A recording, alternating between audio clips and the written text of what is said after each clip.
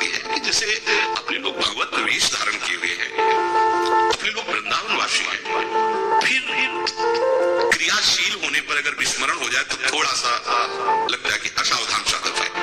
क्रियाशील होने पर आप क्रियाएं कर रहे हैं और भूल गए, नाम भूल गए प्रभु, तो उसमें थोड़ी सी छूट रहती है कि क्रिया में अभ्यास ठीक नहीं इसलिए भूल गया।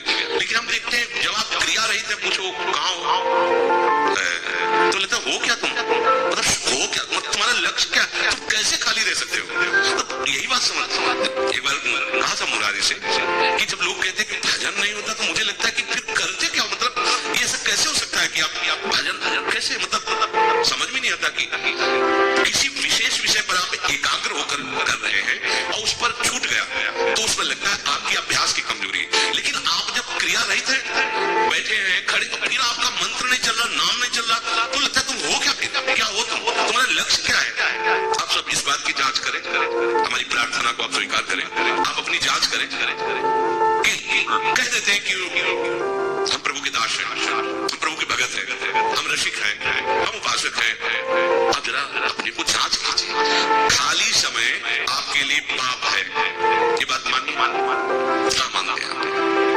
खाली समय प्रभु से बढ़कर कोई बात है, प्रभु के नाम से बढ़कर कोई चिंतन का विषय है, प्रभु की महिमा, प्रभु का रूप, प्रभु का धाम, प्रभु का सब छोड़कर ऐसे कहां चिंतन करना, ऐसे ये तो बिल्कुल संसारिकता हुई, ये तो संसारिक आत्मिक लक्षण, परमार्थ का तो ऐसा नहीं। ऐसा कैसे हो गया, मतलब यही बात आती है, ऐसा हो कैसे गया, आप खाली कैसे हो, ऐसा कैसे हो सकता है, मेरी तो बातें समझ में नहीं आती। आपका लक्ष्य नहीं बना क्या भगवत प्राप्ति, आप प्रिया प्रीतम को अपना नहीं मानते क्या, आप क्या उपासक नहीं है क्या, आप क्या हैं भाई। इस बात पर आप चिंतन कीजिए, यदि आप ऐसी गलती करते हैं तो मत कीजिए, क्योंकि आप बहुत चढ़ चुके हैं, मनुष्य शरीर उसमें भी एकदम नजदीक आ चुके हैं। धाम प्रेम समुद्र है, प्रिया प्रीतम इसी प्रेम समुद्र के ऐसे नील कमल, स्वर्ण कमल है, आनंद का समुद्र लहरा रहा है और हम अभी सूखे में खड़े हैं। खाली होना हमारे लिए महापाप है।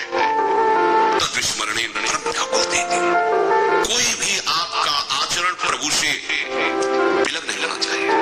कोई भी चेष्टा हो अपने प्रभु को साथ रख के करो, आप वो कर भी नहीं पाओगे जो नहीं होना चाहिए। प्रिया प्रीतम को साथ रखो, साथ रखना ही तो उपासना है, समीप अपने आराध्य देव के समीप रहना ही उपासना है, बिल्कुल नजदीक रहना है। कहीं भी कुछ भी हमारे प्रिया प्रीतम हमारे साथ, उनका स्मरण हमारे साथ है, वो आपको होने नहीं देगा जो नहीं होना चाहिए। जो होना चाहिए उसमें आपको आगे बढ़ाता जाएगा। एक ही उपाय है, एक शब्द में पूछा जाए आपका लक्ष्य क्या है, साधना का मूल क्या है, एक शब्द साधना का मूल क्या है, कोई पूछ ले, मतलब आप साधक को, आप उपासक, साधना का मूल क्या है, सीधा शब्द है संसार का विस्मरण और प्रिया प्रीतम की अखंड स्मृति। एक बोल दो प्रिया प्रीतम की अखंड स्मृति, तो अपने आप को इसकी व्याख्या करके इस संसार का पूर्ण विस्मरण और प्रिया प्रीतम की स्मृति। यदि साधना का मूल ये है, यही आपका लक्ष्य है, तो आप कैसे खड़े भूले हुए। ये तो बड़े आश्चर्य की बात है कि आप भूले हुए हो, आपको जलन नहीं हो रही, आप व्याकुल नहीं हो रहे, मतलब वो क्या तुम, थोड़ी देर अपने को जांचना चाहिए। तद्विस्मरणे परम व्याकुल, आपको एक घाटा समझ में नहीं आ रहा, कितनी बड़ी हानि हो रही, हम इस प्रिया प्रीतम का चिंतन नहीं कर रहे। अगर ये सुधार लिए तो अनर्थ निवृत्ति में देर नहीं लगेगी। विश्वास कर लीजिए, हमारी इस बात पर विश्वास कर लीजिए, मान लीजिए सारे अनर्थों की जड़ है भगवत विस्मरण। कहे हनुमंत विपत्ति प्रभु सोई, जब तो सुमिरन भजन न होई। जिस क्षण सुमिरन भजन नहीं हो रहा अनर्थ आ जाएगा, ऐसा हमारे पास लेगा, फिर हम चाहेंगे भी तो स्मरण नहीं कर पाएंगे। खाली मत रहो, खाली रहना श्राप है, खाली रहना पाप है, खाली सबसे बड़ा अपराध है रहना। आप इसको इस कोटि से लीजिए, खाली रहना ठीक नहीं है, तो अभी आप देखो अनर्थों की निवृत्ति हो जाएगी। तो मन को वश में करने के लिए विचार विवेक पूर्वक जहां जहां राग है उसको हटाइए, सब कुछ हमारी मांग प्रभु से हो जाएगी पूरी। लौटो, अपने प्रीतम की तरफ लौटो, अभी सिद्ध हो, क्योंकि तुम उनके हो, उनके लाड़िले हो, तुम्हारे वो लाड़िले, तुम उनके लाड़िले, तुम जितना